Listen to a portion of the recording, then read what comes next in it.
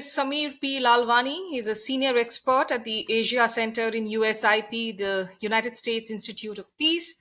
He has been with the Stimson Center, the RAND Corporation, among other organizations in the past. He's a prolific writer, a commentator. Samir, good to see you. It's been a while.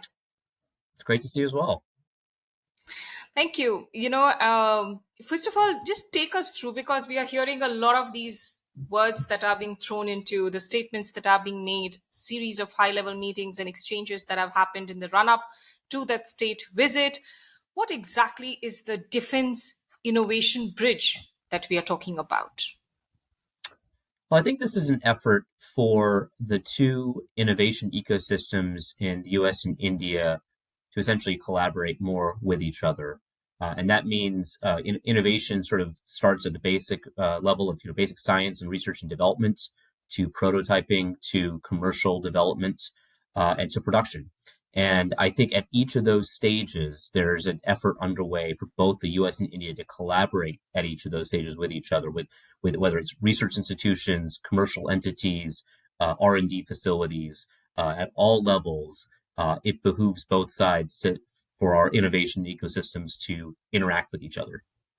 Samir, when we talk about the India US relations, there have been significant moments, there have been ups and downs. There's also been that game changer of a nuclear agreement. But sharing critical technology has always been a thorn in ties.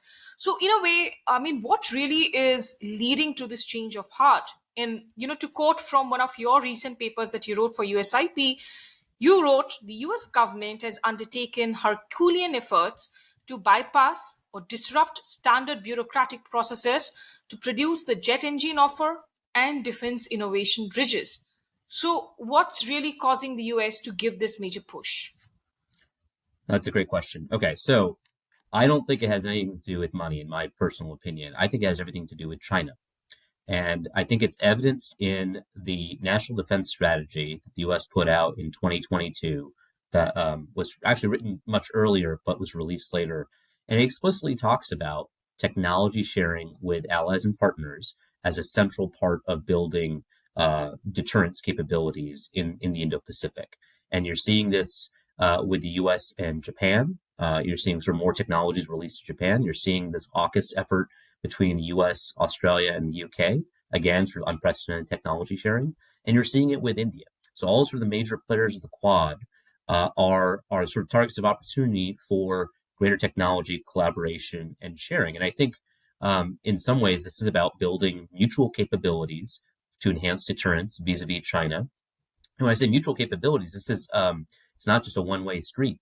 I think critical technologies that are being developed are going to happen both India and the United States. There is a tremendous sort of a talent pool, engineering capability in artificial intelligence, in autonomy, in synthetic biology in both countries. And for us to be able to scale and compete against a large country like China, we need to collaborate together. So I think this is it's sort of out of necessity based on the threat environment rather than sort of capitalist enterprises.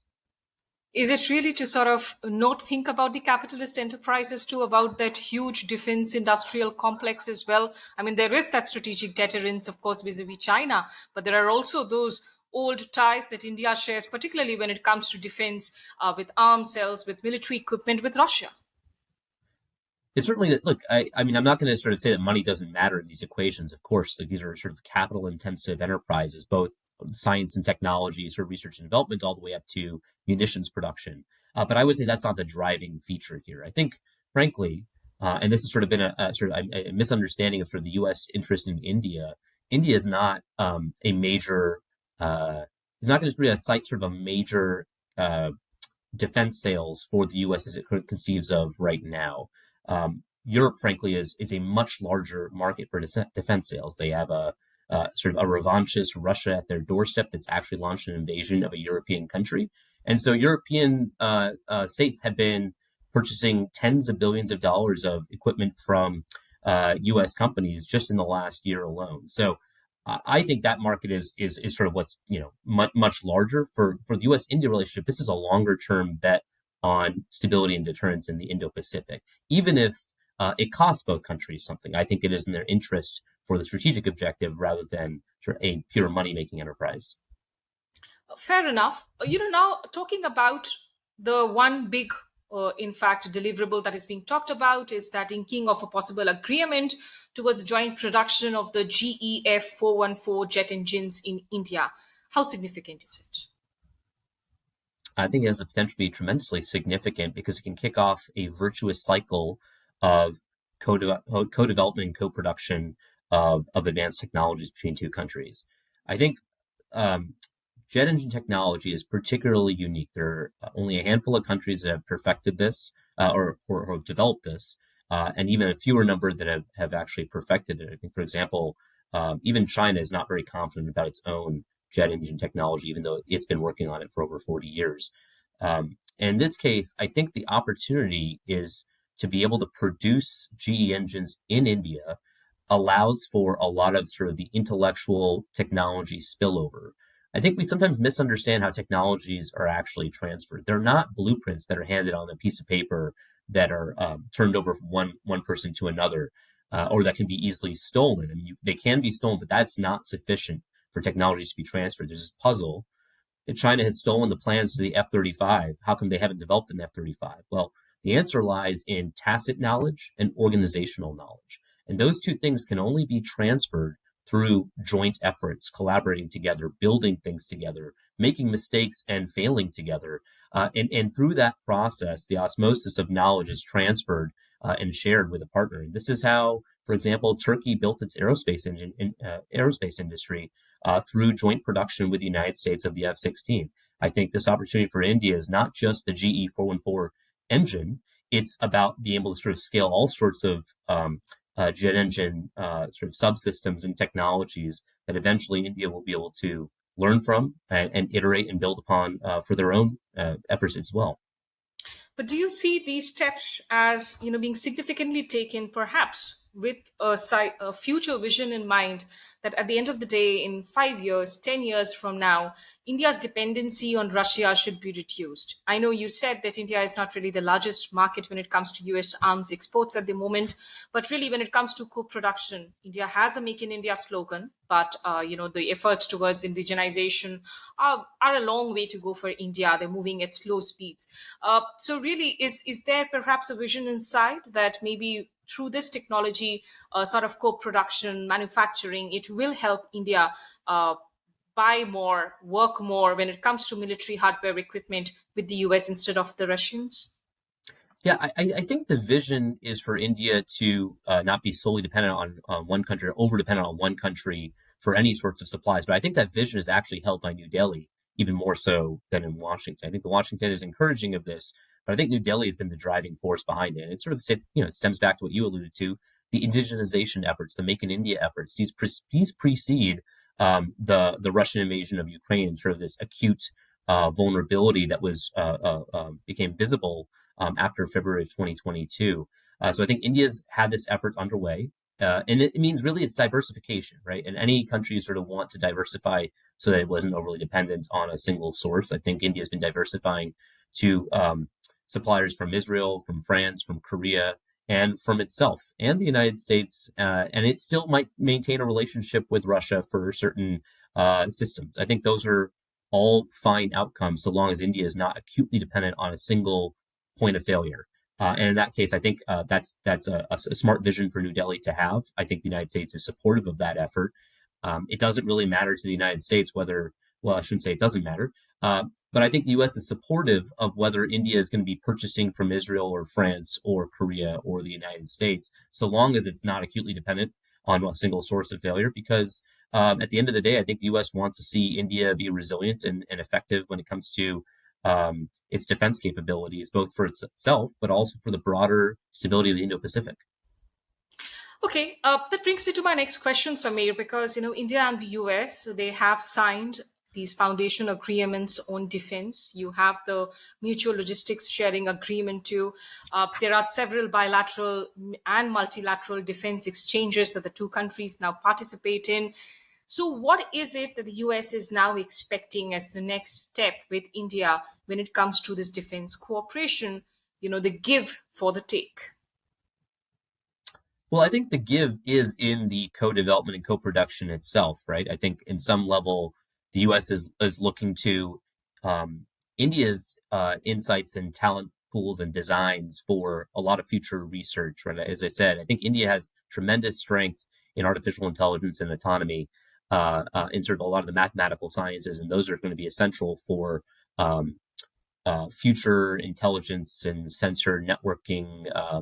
All operations are going to depend on sort of that capacity. So I think that's sort of point one. And then the second is, yeah, I think the United States is seeking greater operational collaboration with India.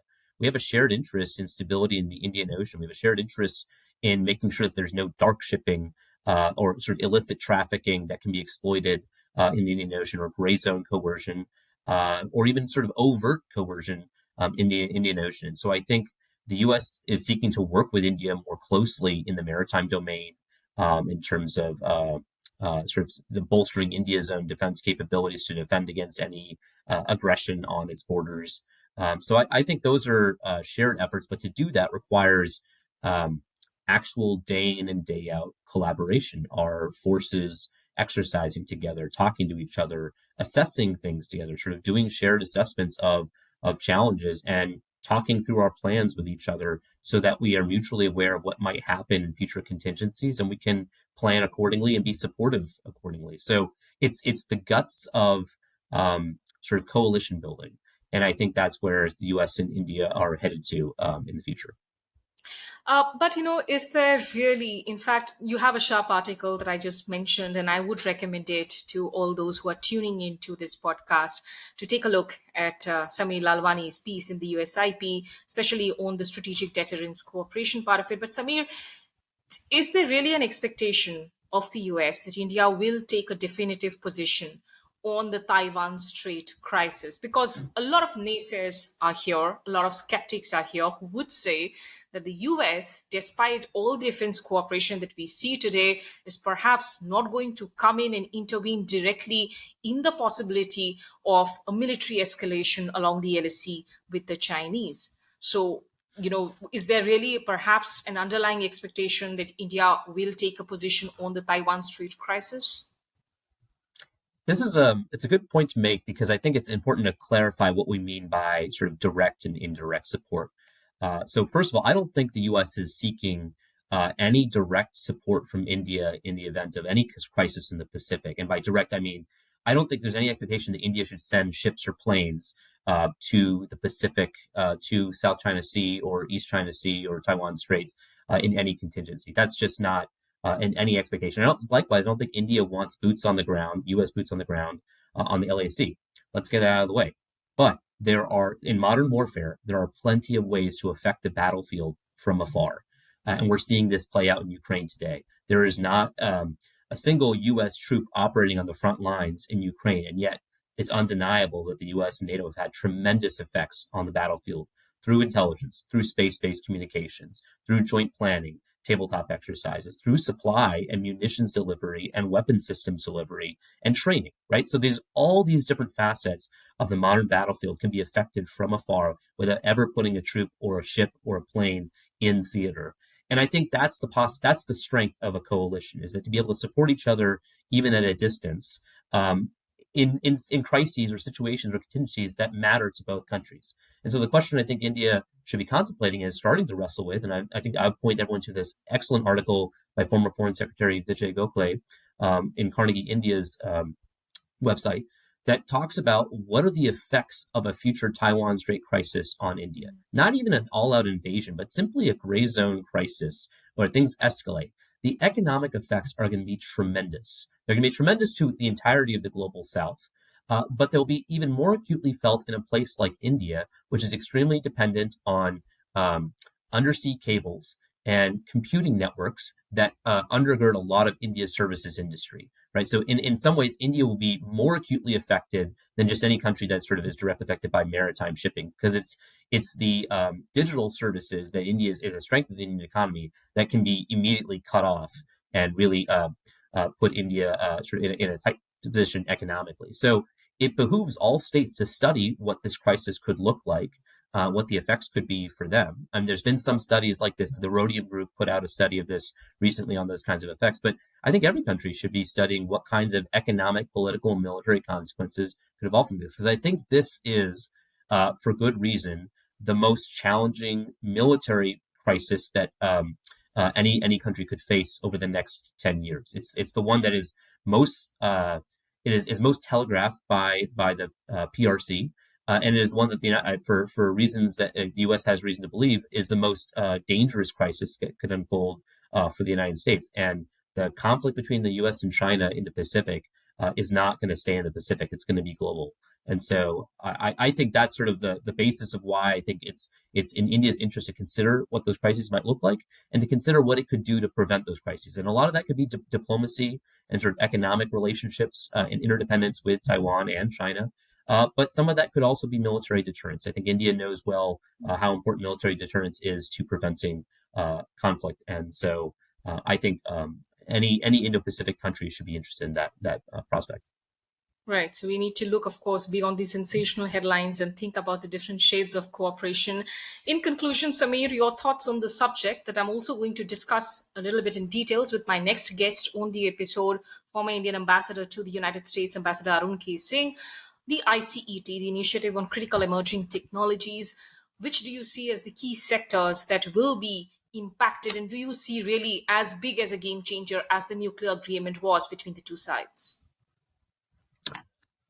Yeah, so I see it as a game changer in a couple of ways, right? One is it's fairly open ended. There are some specific things that are being discussed, like chip production, and I think in sort of India's sort of efforts to do fabrication or at least assembly, testing, and packaging in India to diversify supply chains. And I think there's a 5G open RAN network for 5G delivery. There's collaborations that are happening in space and synthetic biology, artificial intelligence. I think the opportunity here is twofold. One is it's not sort of narrowly bound to nuclear energy. It's a wide range of emerging and frontier technologies where the talent pools in India and the United States have proven to be some of the leaders in this area. So pooling our skills together and pooling our talent together will make us even stronger. And then the second is I think that there's a clear challenge, and that sort of allows us to focus a lot more. And that challenge is China. And not all of that is military. This is a political, technological, economic competition. And it is in our interest, again, we're stronger if we collaborate together, if we pool our best talent together, pool our resources together. And I think sort of iCET is an initiation of these efforts that have been happening a lot in the private sector, but in sort of disparate ways, and certainly maybe not as focused and not as corralled together in a single effort. And so I think this initiative on critical emerging technologies will allow both the India and the United States governments to lead on this, but also sort of harness the benefits of both public sector and private sector research and developments for greater technological strength and production. Okay, those were some great insights. Thank you so much, Samir. What are you reading these days? Just as we wrap up. What am I reading? It's funny. I'm actually reading a book by an AEI scholar, Corey Shockey. It's called Safe Passage, and it's about the transition from one great power to another, from the UK to the United States. And I think it's a great instruction on sort of how we think about stable transitions and balance of power in the world. So, yeah. I think our viewers, our listeners have two great recommendations from you. One, of course, is that Vijay Gokhale paper on the Taiwan Strait, in fact, situation, crisis in Carnegie, India, and Safe Passage is the book that you just mentioned. Thank you so much for joining us in from Washington, D.C. And, to our listeners, you can follow and engage with Samir on Twitter at SP Lalwani. It's a pleasure talking to you, Samir. Thanks so much. Great to talk to you.